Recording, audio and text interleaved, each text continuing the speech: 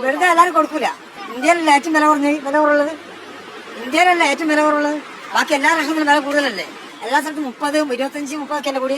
എല്ലാ സ്ഥലത്തും കൂടുമ്പോൾ ഇവിടെ അതിന്റെ ആനുപാതികമായിട്ട് കൂടും. സുഹൃത്തുക്കളെ, നമ്മുടെ ഇതുവരെ ഉണ്ടായ പ്രധാനമന്ത്രിയിൽ പെട്രോള് വില കൂടിയിട്ട് പോലും കയ്യടി നേടുന്ന ഒരേ ഒരു പ്രധാനമന്ത്രി പറഞ്ഞത് നമ്മുടെ ഇപ്പോഴത്തെ പ്രധാനമന്ത്രി തന്നെയാണ്. എന്തായാലും അതെന്തുകൊണ്ടാണെന്നുള്ളത് നിങ്ങൾ ചിന്തിച്ചാൽ മതി. 2008 നമ്മുടെ മൻമോഹൻ സിംഗ് ഭരണകാലത്തിൽ വലിയ രീതിയിൽ സാമ്പത്തിക പ്രതിസന്ധി വന്ന് പ്രത്യേകിച്ച് അമേരിക്ക പോലെയുള്ള രാജ്യങ്ങളൊക്കെ കുത്തനെ വീണു. പക്ഷേ നമ്മുടെ ഇന്ത്യക്ക് ഒരു പോരൽ പോലും പറ്റിയിരുന്നില്ല മൻമോഹൻ സിംഗിൻ്റെ ഭരണകാലത്തിനായിട്ട്. കൃത്യമായിട്ട് നിങ്ങൾക്ക് വാച്ച് ചെയ്ത് അറിയാൻ പറ്റും. എല്ലാ സാധനത്തിനും വലിയ രീതിയിലുള്ള വിലയില്ലാതെ അതേപോലെ തന്നെ ഉണ്ടായിരുന്നത്.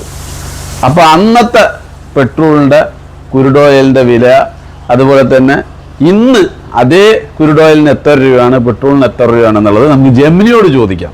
ഓക്കെ, നിങ്ങൾ ലോകത്ത് നിന്ന് എവിടെ നിന്ന് വേണമെങ്കിൽ ചോദിച്ചോ, ചുമ്മാ പറയുന്നതല്ല. ഓക്കെ, അതിൻ്റെ സത്യം എന്താണെന്ന് ജെമിനിയോട് നമുക്ക് ചോദിച്ച് മനസ്സിലാക്കാം. ഞാൻ ഓൾറെഡി ചോദിച്ചിട്ടുണ്ട്, നിങ്ങളും കൂടെ കേൾക്കുക. 26 മെയ് ക്രൂഡ് ഓയിൽ വിലയും കേരളത്തിലെ പെട്രോൾ വിലയും തമ്മിലുള്ള ഒരു താരതമ്യം താഴെ നൽകുന്നു.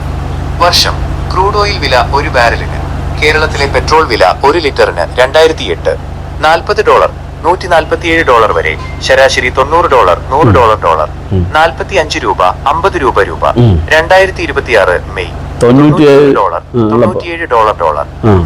$115, പ്രധാന വ്യത്യാസങ്ങൾ.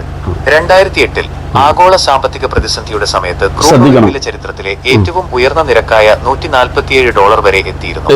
എങ്കിലും അന്ന് ഇന്ത്യയിൽ പെട്രോൾ വില കേന്ദ്ര ഗവൺമെന്റ് നിയന്ത്രിച്ചിരുന്നതിനാലും സബ്സിഡി ഉണ്ടായിരുന്നതിനാലും സാധാരണക്കാർക്ക് 45 മുതൽ 50 വരെ രൂപ നിരക്കിലാണ് പെട്രോൾ ലഭിച്ചിരുന്നത്. സബ്സിഡിയും അതുപോലെ തന്നെ ഓയിൽ വില ബാരലിന് $91 - നിരക്കിലാണ് 2008 റെക്കോർഡ് വിലയേക്കാൾ കുറവ്. എന്നാൽ നിലവിൽ പെട്രോൾ വില നിയന്ത്രണാതീതമായതിനാലും ഡീറഗുലേഷൻ, കേന്ദ്ര സംസ്ഥാന നികുതികൾ ഉയർന്നതിനാലും കേരളത്തിൽ പെട്രോൾ വില ലിറ്ററിന് $115.49 വരെ എത്തി നിൽക്കുന്നു.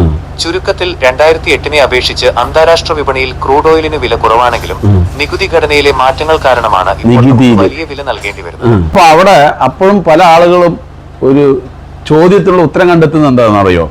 കേരളത്തിൽ കൂടുതലാണ് ഇത് നികുതി വാങ്ങുന്നത് എന്നൊക്കെ പറഞ്ഞിട്ടാണ്. മറ്റുള്ള സംസ്ഥാനം വെച്ചിട്ട് 5 രൂപ 7 രൂപയൊക്കെ. നമ്മളെ കേരളത്തിൽ പൊതുവെ വേറെ വരുമാനം ഇല്ലാത്തതുകൊണ്ട് അതങ്ങനെ വാങ്ങുകയാണ്. പക്ഷെ അതിലടക്കം GST വഴി കൂടി ഇഷ്ടംപോലെ പൈസ എടുത്തുകൊണ്ട് പോകുന്നുണ്ട്.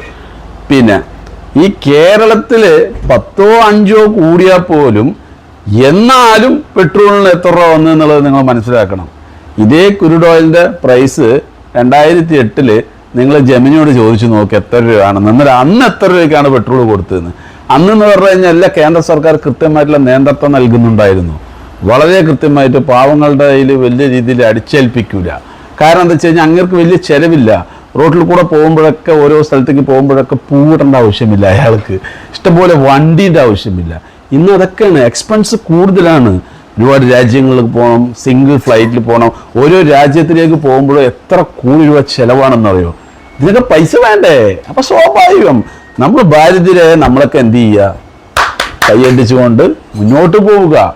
ഒരിക്കലും നമ്മൾ ഒരു രീതിയിലും പ്രതികരിക്കുകയോ, ഇനി ആരെങ്കിലും പ്രതികരിച്ചാൽ അപ്പം തന്നെ മറ്റുള്ള രാജ്യത്തിൻ്റെ നിന്ന് പൈസ വാങ്ങിയിട്ടാണ് ഇതൊക്കെ പ്രതികരിക്കുന്നതെന്നൊക്കെ ഉണ്ടാക്കുക.